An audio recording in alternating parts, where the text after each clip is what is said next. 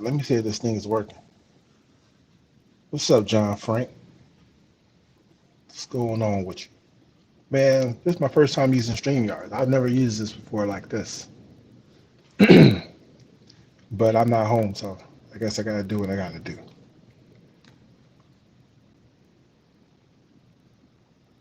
But I don't even know if you can hear me. Can you hear me, John Frank? Type something. That's what's up. The good old days is over. People gotta go to work now. The good old days is over. Just sitting on YouTube talking shit all day. People gotta go to work.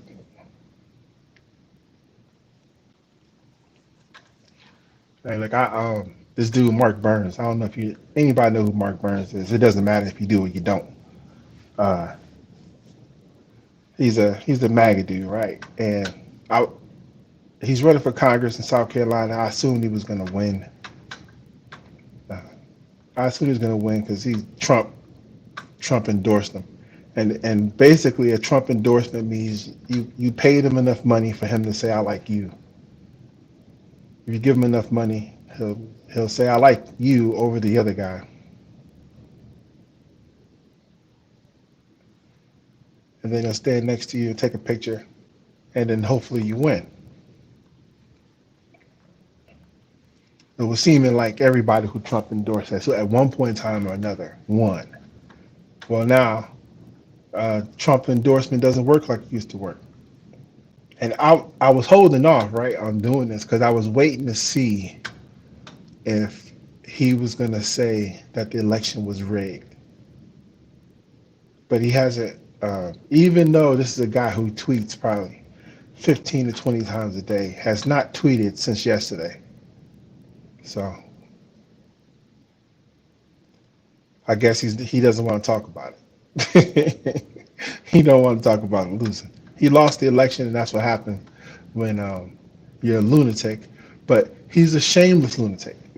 Mark Burns, if you didn't notice, Mark Burns, he came on the scene back, 2016, as they was calling him Trump's black MAGA pastor, some crap like that. And my man came out with this bio that said he was in the Army National Guard for 6 years. He was an alpha. He was he graduated from some college somewhere. He made up a whole bio that everything on it was fake. Every single thing that was on his bio was fake. It was a lie. And what I started following him because when he was confronted on the lie, he was like, "Whoa, how'd that get there? Wait a minute. Oh, what? Oh, Army National Guard. No, no, no. I was in the South Carolina National Guard. Okay, well, that's a totally different thing, right? You weren't in the Army National Guard. But if you go to his website, even if you go to his website right now, you can still see that he has an honorable discharge from the U.S. Army picture on his website. Like he's a liar and a fraud, but he's a pastor, and that's the part that got me because it's like, wait a minute, this dude is a pastor. He's head of what he's describing as a televangelical church. But as soon as I found that the person who I was listening to was lying to gain the credibility to get me to listen, I'd say, well, it's time to stop listening to this guy. He's a fucking fraud. He's a liar. He doesn't have a master's degree in theology, as he says. He did one semester of college and dropped out. And not that you have to have a college degree or you have to do any stuff, but he's a fucking liar. And they asked him, this is back in 2016 this stuff happened. They bring him out in front of the people, and he thinks he's going to be interviewed to talk about how great he is and how much he loves Trump. And they're like, we got these papers here that say you was never in this fraternity. What do you say about that? We got these papers that say you never served in the army like you say. You didn't graduate. What do you say about that? And then he just walks off. He doesn't answer. He just stands up walks off, and then the reporter is left to stand there saying, well, I guess the interview is over because he doesn't want to answer any questions. But he doesn't want to answer questions because he's a liar. And these are the people that are running for our U.S. House of Representatives via MAGA. You don't have to be who you say you are. You don't have to have any credibility. As long as you paid for the Trump endorsement, people will vote for you.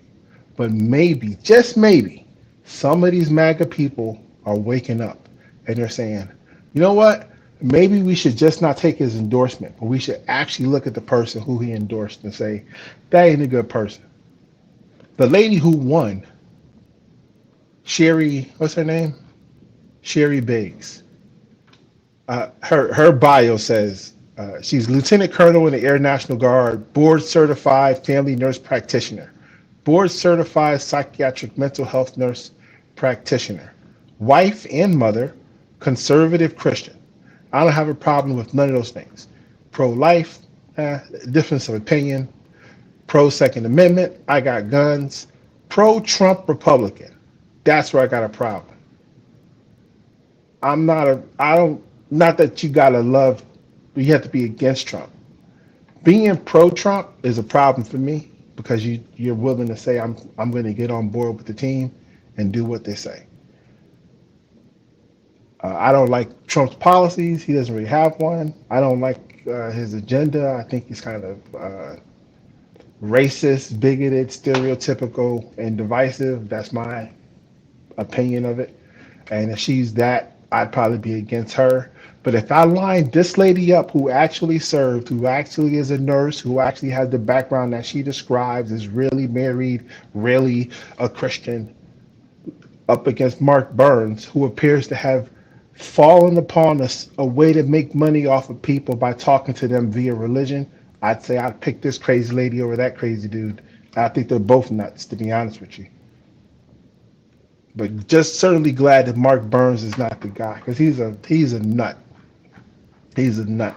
And I saw I opened up one of his sermons the other day because I was going to do a video on him before the election to talk about it.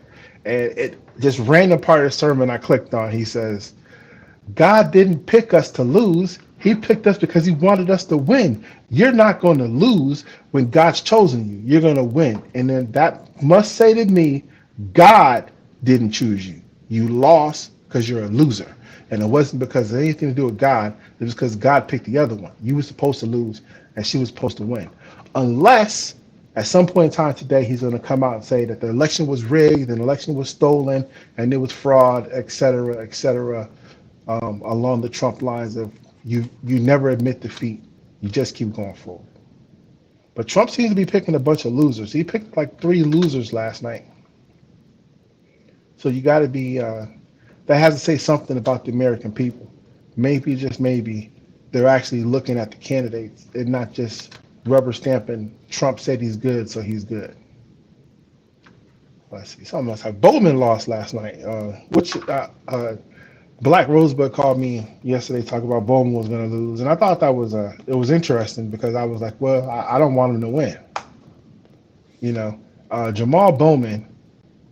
I don't know much about him, but I do understand when people want to get into position so that way they can acquire more power.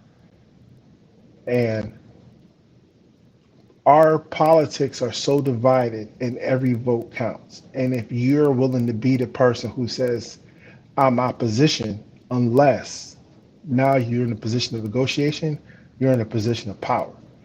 Jamal Bowman was trying to put himself in the same position as Marjorie Taylor Greene or Matt Gaetz, someone who says, I'm in opposition to the majority, but you need me in the majority to keep things moving forward. And if you don't have me, then you don't have anything. So give me everything that I want.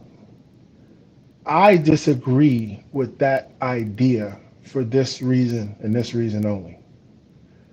The point of electing representatives is that you send people to vote for us in our best interest. But the people who we send to vote should be compelling negotiators. They should be people who can build a coalition of people that will agree with them and vote with them And to change the legislature, to change the budget or whatever it is that you got a problem with. And Jamal Bowman decided, no one fucking listens to me, so I'm just gonna pull a fucking fire detector. Or I'm just gonna pull a fire alarm and shut the building down. Like, for that reason alone, I have no respect for him. I have no understanding of why he's there. If you're just there to cause chaos, you could cause chaos outside the building with a garbage can and a hammer. But you actually have ability to be on the floor, to speak, to negotiate, to give speeches, and defend your position and get other people to agree with you. And since you can't do that, you decided to pull the damn fire alarm. And for that reason, you should be fired. You should be removed from office. And I don't understand why Republicans can't see it that way. That there are some people who are just there to be a distraction, and to cause destruction. And it appears as if Jamal Bowman wasn't there to help move forward the Democratic presidential agenda. He was there to push forward his own agenda, and he was willing to cause chaos just to get it done. They had a bipartisan bill to keep the government funded. He in opposition to that. They had a bipartisan bill for infrastructure. He was in opposition to that. You may be in opposition and you may not agree with the plan, but you might want to get together a group of people who agree with you, so that way you can have a voting block, so that way you can have some strength in numbers, not the fucking fire alarm. Not the fire alarm. And for that reason, and that reason alone, I'd say this dude's got to go.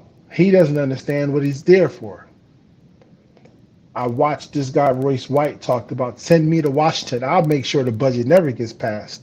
Well, that doesn't sound like a good idea.